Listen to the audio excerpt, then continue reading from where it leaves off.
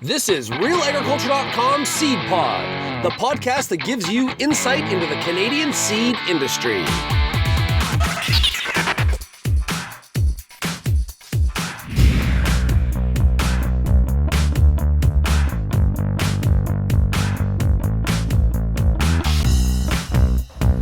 Welcome to Real Agriculture for another episode of the Seed Pod, brought to you by BioVision Seed Labs.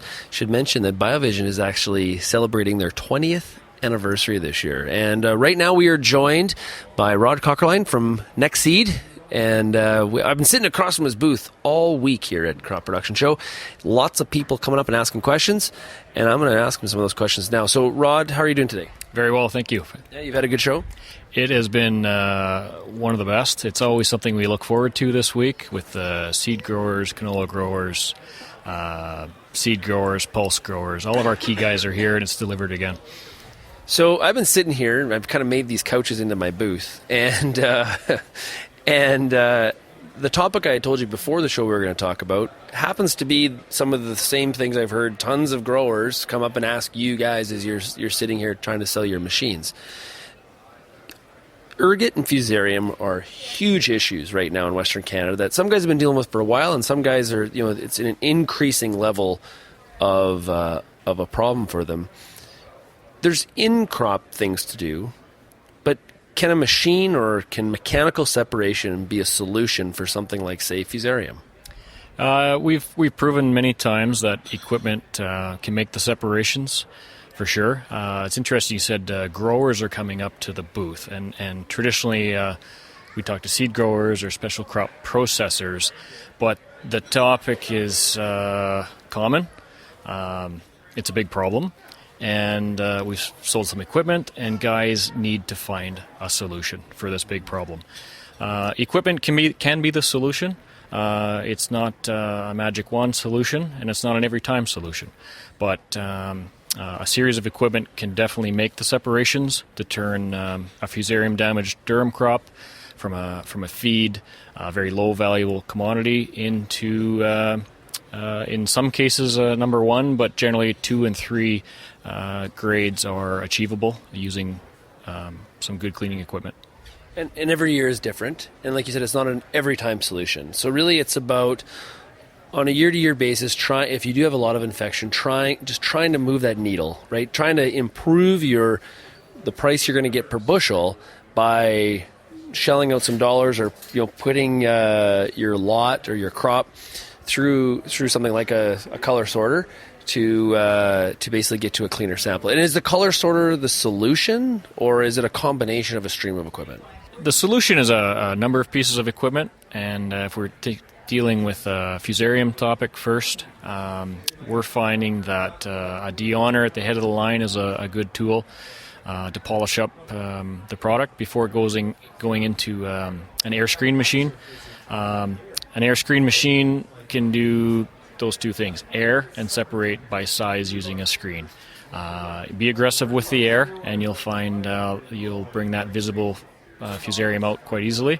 But drop the thin, shriveled kernels through a slotted screen, and it takes some screen area to get a good capacity, but you can size the grain, and you'll find the plumper, good, healthier kernels will have a lot less visible fusarium, and you'll bring the DON number down as well. From there, length grading doesn't really add any value, so the indents you commonly see in a seed plant aren't in play. But your best line of defense to separate the fusarium is a gravity separator.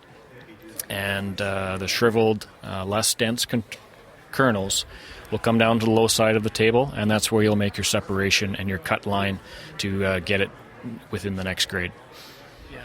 And like we talked about earlier, that's not a foolproof 100%. You're not like it's a different separation than, say, like a ergot with a color sorter, where it's a little bit, maybe a bit more defined. It's a little bit, it's more of a case of bringing yourself to a more acceptable grade. Very true. And it's a visual separation when you're looking at the top of the gravity table. When you're doing ergot, you can see it quite clearly, and you can make a cut line saying, I need to cut it here to get rid of all the ergot. In fusarium, it's more of a challenge because it's a tougher separation. It's not as easy to see, and you're making the separation more so on the specific density of the product. So where you make that cut line isn't quite as black and white as when you're doing an ergot separation. And you've been doing this for a while. Does a lot of guys call you and they say, "Hey, I got a problem, Rod. I need you to help me solve it." Has the challenging separations, have they stayed the same, or is there? We've had new crops and obviously there's new problems, but are those problems presenting like new challenges, or like are the problems just what they always were? Do you know what I mean by that? Like, are we seeing new, tougher separations than we used to have? Every year seems to have its own set of challenges. If it's an ergot year, we've seen the color sorter sales go up. If it's a frost year, you can challenge the equipment that way. This fusarium issue, which I don't think is going to go away, is going to be a challenge. And mechanical separation equipment, with the guys that we know and work with, and from a lot of other growers and even some guys with some mobile plants have seen, they're all busy, of course, and they're able to make that separation with even high percentage fusarium, getting it under that target of that 2%. Now, no, it's not 100%. And the other challenge is, even when you get your Durham less than 2% visible fusarium, the Dawn number isn't consistently coming down with it. You're not cleaning out Dawn? Yes and no. Yes and no. And there's clearly can be a correlation by separating the visible fusarium and bringing that Dawn level down with it. We've seen that in a lot of cases.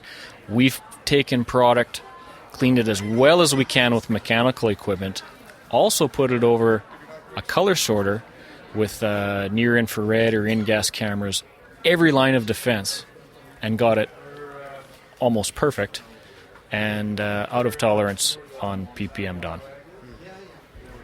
Well, Rod, thanks a lot for joining us on this episode of the Seed Pod. If somebody wants more information on Nexseed and Cambria line of equipment, where do they go? I'm Vice President of Sales. Again, it's Rod Cochran. You can check out nexseed.ca, and all of our contact information can be found there. Cool. Rod, congrats on the great show at Crop Production, and enjoy the rest of your day. Thank you, Sean. Appreciate it. That's it for another episode of the Seed Pod. Please go to biovision.ca to find out more about their extensive seed testing bundles.